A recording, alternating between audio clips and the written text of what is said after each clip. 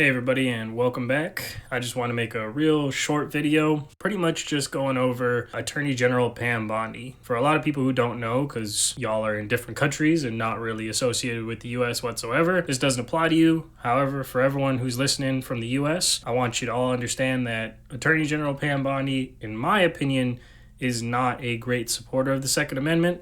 However, she is taking certain steps in the right direction to go after states like California that have been infringing on people's Second Amendment rights since like the 80s. So while I don't like Pam Bondi, reason being is that she supports red flag laws, which, yes, on paper they sound different. However, in practice, what a lot of people do is, oh, I don't like my neighbor and they own a firearm. Hey, I'm going to call the police. Hey, this person's a danger to society.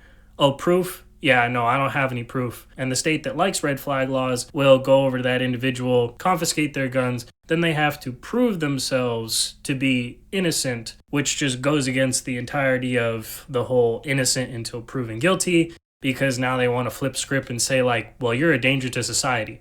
Prove that you're not a danger to society. And it just goes down a whole rabbit hole, which I don't think anyone should have to deal with, because if you are mentally incapable of handling firearms or dealing with firearms, then that should be proven. It shouldn't just be assumed that, okay, until you prove otherwise, you are a danger to society, yada, yada, yada, whatever. Next thing I don't like about Pam Bondi is she wants to ban firearms for adults under 21. That's something I really don't like, especially because in America, you can sign up for the military, go to war when you're 18. When you are in the military, you deal with millions of dollars worth of equipment, explosives, and firearms that just go against your whole logical understanding of, oh, okay, if you're under 21, you're not mature enough to handle a firearm. However, you're allowed to join the military, and we're going to give you the opportunity and the ability to have, say, over millions of dollars worth of equipment and munition. However, if you're not in the military, well, you're not allowed to own a firearm until you're 21. But you can still get drafted and you can still end up using a firearm in the military. Please make it make sense. It doesn't make sense to me, and I really hate this. Same thing with you can go and die for this country, yet you can't have a beer till you're 21.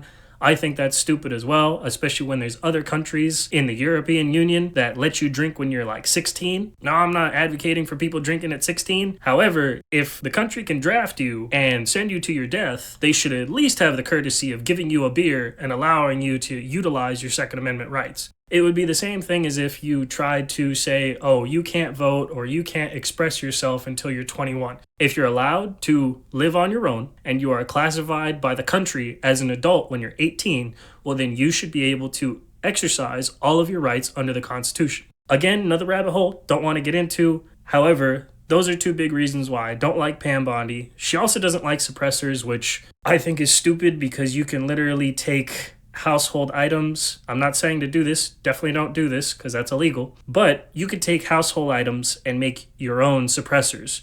Yet, if you want to go through the legal process, they make you jump through 87 hoops in a row to get something that should just be available for you to buy, and they should just keep record of, okay, you've bought it, cool. Now we know you have it. Please, again, make it make sense. Again, another rabbit hole. Moral of the story, I don't like Pam Bondi because she doesn't really support the Second Amendment. She's very picky and choosy on how she wants to support it. She's not a Second Amendment advocate, in my opinion. Either way, I digress. Something I do want to commend her for is actually going after California and hopefully other states like New York and Illinois who really go out of their way to suppress people's Second Amendment rights. And now, why I have such a big deal about people trying to suppress your constitutional rights, it could be any one of the constitutional rights. I do not care. If a state or an entity tries to go after and infringe upon your rights, well, then there's no stop, because then nothing is sacred and nothing cannot be taken away from you. Ideally, it sounds crazy to most people, but it works like this. Look at Nazi Germany, look at the Soviet Union, look at China, look at a lot of countries who initially go after your right to obtain and maintain and bear a firearm, and then they will go on to suppress your other rights because now you have no way of defending yourself, you have no way of sticking up for yourself, and the government can just suppress you with the military. We were in the line facing the troops. They were about 250 yards away. Young people were singing the Internationale to a background of gunfire.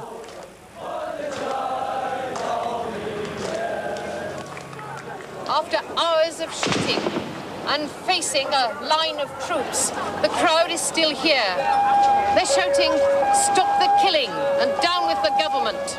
Either way, I do appreciate that Pam Bondi and the Justice Department is hopefully going after California and other states that infringe on your Second Amendment rights. With that being said, in my gut, I have a huge feeling that Pam Bondi is going to be very picky and choosy about how she approaches this, and I don't feel like she is actually going to take a full, hearty approach to everything that California has done, which for everyone who doesn't know about California, they will take away things that allow you stability as a shooter, such as a pistol grip, to get a good grip and a solid hold of your weapon, and they want a fin on that. Okay, so now it's harder to utilize this weapon, and it actually makes it more dangerous for everyone involved because you have less control. It's just stupid, and it's just going after little features on a firearm that have nothing to do with the actual lethality of the firearm, and they want to make it to where it's harder to use the firearm in a safe manner. They talk a lot about public safety. However, it goes against the idea of public safety because now it's harder to use your firearm, which endangers more people. Make it make sense. It doesn't make sense. Hopefully the Justice Department will see that it doesn't make sense and they will actually go after California, New York, and other states that are trying to strip people of their rights. And everyone needs to understand that every tyrannical entity in history will go through and try and subtly strip your rights. Perfect example. So by the spring of 1914, many of the National Guardsmen were receiving two paychecks, one from the state of Colorado and one from the mines to protect the miners' interests. Their pay was paid out of the pockets of a partisan in this labor dispute. To do what? To defend everybody? To defend the Coloradans? No, to protect the mine interests. Private detectives from the Baldwin Felts Detective Company manufactured this armored car with a machine gun mounted on the back that they called the Death Special. And they would tear through these tent cities, firing the machine gun randomly, just to spark terror and fear among the miners and their families. It would routinely circle the tent colony, spraying machine gun fire over the heads of the colonists, and searchlights were set up in the foothills above the colony, and light would be played on the tent colony at night. Anything to disrupt the daily rhythms of the workers. Moral of the story, everyone should actually take this and be appreciative that somebody in the government cares enough about the Second Amendment, because for the longest time, it has been treated like not even a constitutional right. It has been stripped and mauled to pretty much oblivion, to where you're not able to exercise your Second Amendment right. And if you're not able to exercise your Second Amendment right and people just roll over and take that, what's stopping the government from just removing your First Amendment right, removing your Fourth Amendment right? You see my point. With that being said, hope you like this video.